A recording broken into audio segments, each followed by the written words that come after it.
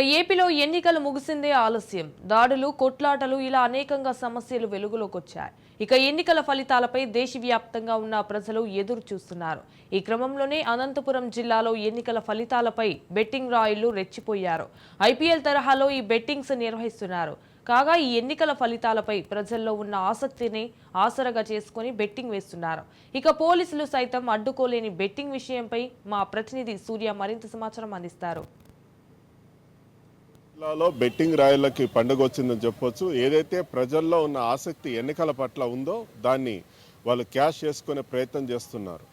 3 అంశాలపైన బెట్టింగ్స్ అనేది భారీగా నడుస్తోంది. ఒకటి, రాబో గెలుపులో వచ్చేసి ముఖ్యమంత్రిగా ఎవరు వస్తారు, నెక్స్ట్ వచ్చేసి స్థానికంగా ఏ అభ్యర్థి, ఏ పార్టీకి సంబంధించిన అభ్యర్థి గెలుస్తాడు, గెలిస్తే మెజారిటీ ఎంత వస్తుంది. ఈ 3 అంశాలపైన బెట్టింగ్ అనేది జోరుగా సాగుతోంది. తొలుత వచ్చేసి లక్షల్లో మొదలైన ఈ బెట్టింగ్ వచ్చేసి ఈ రోజుకి కోట్లలో చేరిందని చెప్పుకోవచ్చు.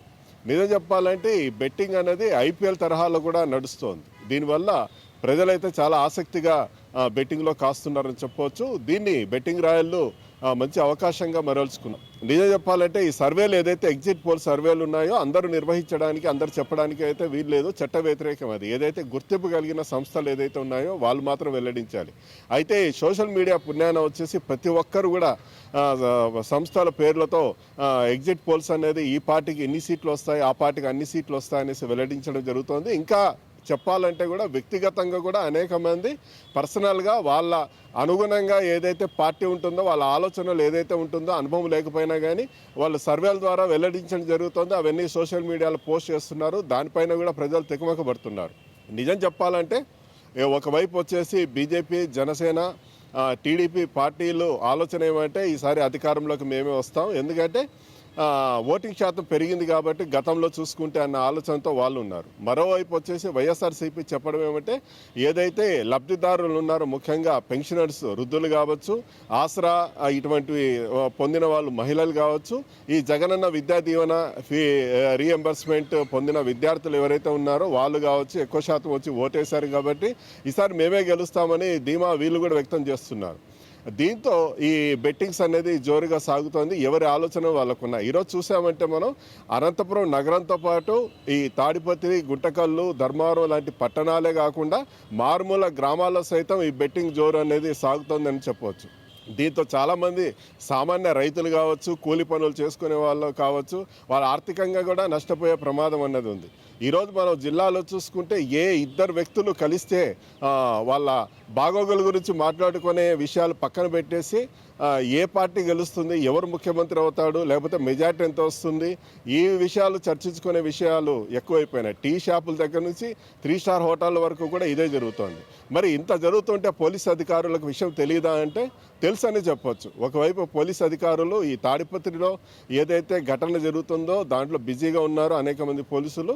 ఇంకా కొంతమందికి అయితే ఈ విషయాలు తెలిసినా సరే ఏదైతే ప్రధాన నాయకులు కూడా ఇందులో ఇన్వాల్వ్మెంట్ ఉంది కాబట్టి వాటి జోలికి పోవట్లేదు. మరోవైపు తీసుకుంటే పోలీసులు కూడా బెట్టింగ్ కాస్తున్నారన్నట్టు కూడా కొన్ని వార్తలు వస్తున్నాయి.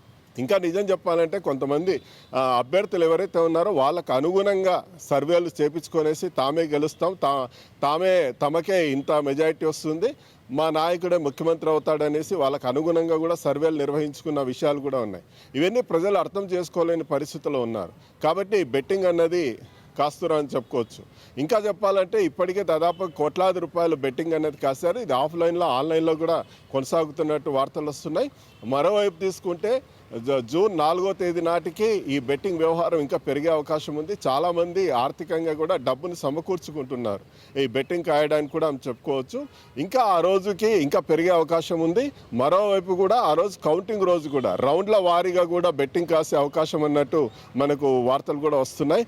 ఏదేమైనప్పటికీ కూడా ప్రజలైతే ఆర్థికంగా ఇబ్బంది పడుతున్నారు. ప్రజలైతే ఆలోచన దిశగా పోవట్లేదు. ఇది అసలు నిజం చెప్పాలంటే చట్ట వ్యతిరేకమైన పనులు ఇవి. అయినా కూడా ప్రజలు అటువైపు పోతున్నారు. ఒకవైపు పోటీలో నిల్చున్న అభ్యర్థులు వచ్చేసి వాళ్ళ ఏదైతే అదృష్టం ఉందో వాళ్ళకు ఓటింగ్లో ఏదైతే వాళ్ళ ఫలితాలు వచ్చేసి ఇంకా రాకమునిపే వాళ్ళు టెన్షన్లో ఉన్నారు. మరోవైపు సామాన్య ప్రజలు కూడా తమ అదృష్టాన్ని పరీక్షించుకోవడానికి ఈ బెట్టింగ్ కాస్తున్నారని చెప్పవచ్చు. ఏదేమైనప్పటికీ కూడా ప్రజల జేబులకైతే చిల్లు పడుతోంది. వాళ్ళు ఆర్థికంగా నష్టపోయే ప్రమాదం ఉంది. అన్నట్టు కూడా రాజ్ న్యూస్ అనేది ముందుగానే ప్రజలను హెచ్చరిస్తోంది. కెమెరా పర్సన్ ఆంజనేయ ప్రసాద్తో ఆర్కే సూర్య, రాజ్ న్యూస్, అనంతపురం నుంచి.